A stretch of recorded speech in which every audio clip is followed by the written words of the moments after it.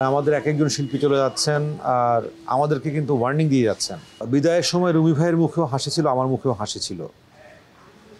এটাই যে শেষ দেখা হবে আমি আমি আমি মানে ভাবিনি। প্রতিটা চলে যাওয়াই আসলে আমাদেরকে ভাবায় যে বোধহয় এতটা উদাসীন হওয়া যাবে না। অনেক গুণী অভিনেতারা ছিলেন যারা আজ পৃথিবীতে নেই, তাদের সঙ্গে কাজ করার সৌভাগ্য আপনার হয়েছে।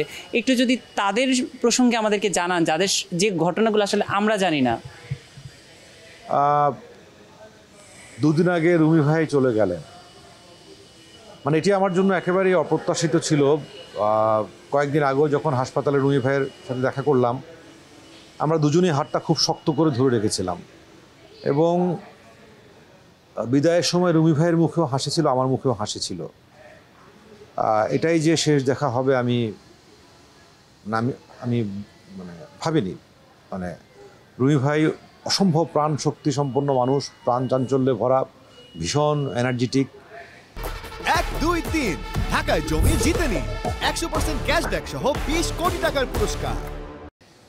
আর কয়েকদিন আগেই রুমি ভাইয়ের জন্মদিন ছিল, মানে আমাকে গতকালকে একজন মনে করিয়ে দিল যে মানে রুমি ভাইয়ের জন্মদিন চলে গেছে, তার 2 দিন পরে একটা শুটিং সেটে দেখা আমার রুমি ভাইয়ের সাথে। তো আমি বললাম যে রুমি ভাইয়ের জন্মদিন পালন করব। আমি কেক আনালাম, কেক কেটে রুমি ভাইয়ের মানে বাসি জন্মদিন, মানে যেটা চলে গেছে এরকম জন্মদিন উদযাপন করলাম। তো গতকালকে একজন আমাকে মনে করালো যে ভাই, আপনার কি মনে আছে যে আপনি কেক আনিয়ে বার্থডে চলে গেছে, তারপরে রুমি ভাইয়ের জন্মদিন উদযাপন করলেন? আপনি কি বুঝতে পেরেছিলেন যে এটাই তার শেষ জন্মদিন হবে? আমি এটা শোনার পর হতবাক হয়ে গেলাম। মানে আমি আসলে অনেকক্ষণ কথা বলতে পারছিলাম না, যে আমি তো আসলে এরকম করে ভাবিনি। তো মানে যারা চলে যায় তারা তো শুধু মানে প্রত্যেকটা স্মৃতি মানে মন্তাজের মতো করে একের পর এক আমাদের মাথায়, চেতনায়, বোধে সবসময় তো খেলা করে। তো সেই জায়গাগুলো তো থাকেই। আমি অভিনেতা হিসেবে আরও মিস করি আমার নাট্যগুরু আলী জাকেরকে, ফরিদি ভাই, তারপর দিলীপ চক্রবর্তী,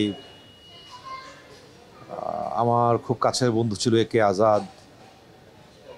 তো এরকম অসংখ্য অভিনেতা আমাদেরকে ছেড়ে চলে গেছে। তো মাঝে মাঝেই ভীষণ খারাপ লাগে, মাঝে মাঝে আমি যাদের সঙ্গে কথা বলি, তো সেই জায়গাগুলো তো আছেই। আমি যদি একটু স্পেসিফিক রুমি ভাইয়ের প্রসঙ্গে আরেকটু জানতে চাই, আসলে তার অসুস্থতার খবরে কিন্তু আমরা খুব কম সময় মধ্যে জেনেছি, মানে খুব বেশি দিন হয়নি তার অসুস্থতার খবর আমরা পেয়েছি। 1, 2, 3 ঢাকায় জমি জিতে নিন 100% ক্যাশব্যাক সহ 20 কোটি টাকার পুরস্কার।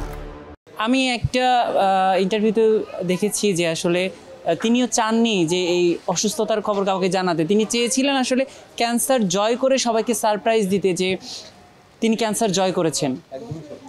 আরেকটা বিষয় হচ্ছে যে আসলে তিনি যে হাস্যোজ্জ্বল মানুষ ছিলেন, বা তার অভিনয় যেভাবে আমাদের দর্শকদের মাতিয়ে রাখতো, তাদের মতো এই অভিনেতাদের চলে যাওয়া, এই যে শূন্যতা তৈরি হচ্ছে, সেই জায়গায় আসলে আমাদের আরও কতটুকু জোর দেওয়া উচিত এই দিকটাতে? যেটা হচ্ছে যে মানে আমাদের সবাইকেই তো চলে যেতে হবে, মানে মৃত্যুকে ভয় পাওয়া বা করার কিছু নেই, কিন্তু অসময়ে চলে যাওয়া এটা আসলে মেনে নিতে খুব কষ্ট হয়। মানে আমাদের একজন শিল্পী চলে যাচ্ছেন আর আমাদেরকে কিন্তু ওয়ার্নিং দিয়ে যাচ্ছেন যে নিজের যত্ন নেওয়া। মানে আমরা অভিনয় শিল্পীরা তো সবসময়ই একটু খামখেয়ালি, একটু উদাসীন, নিজের স্বাস্থ্য, নিজের ভালো, এগুলো খুব বেশি আমরা ভাবি না। আমরা আবেগতাড়িত হয়ে চলাফেরা করি, সব জীবনযাপন করি। তো এরকম প্রতিটা চলে যাওয়াই আসলে আমাদেরকে ভাবায় যে বোধহয় এতটা উদাসীন হওয়া যাবে না, হয়তো একটা বয়সের পর নিজের যত্ন নিতে হবে। তো সবই বুঝি আমরা, কিন্তু আসলে হয় কি হয়ে ওঠে না, মানে আমরা আসলে পারি না। মানে এটাই বোধহয় আমাদের প্রকৃতি। আমি একটু এই বিষয়টাই আরেকটু জানতে চাই ডিটেইলি, যেটা হচ্ছে যে অভিনয় শিল্পী হিসেবে বা যারা আসলে অভিনয়কে পেশা হিসেবে নেয়, তাদের কতটুকু সম্ভব একটা শৃঙ্খল লাইফ লিড করা? যেটা হচ্ছে যে প্রথমত হচ্ছে যে আমাদের ইন্ডাস্ট্রিতে খুব শৃঙ্খলিত জীবনযাপন করা খুব কঠিন। আমাদের মানে আমি আমাদের গত সাধারণ সভায় আমি আমার ব্যর্থতার কথা বলছিলাম সাধারণ সম্পাদক হিসেবে। আমার অন্যতম একটি ব্যর্থতা হচ্ছে আমরা এখনও শুটিং শিডিউলটা ঠিক করতে পারিনি, টাইমটা ঠিক করতে পারিনি। সকালবেলা যখন শুটিং শুরু হয় এরপর সেটা কখন শেষ হবে নোবডি নোজ।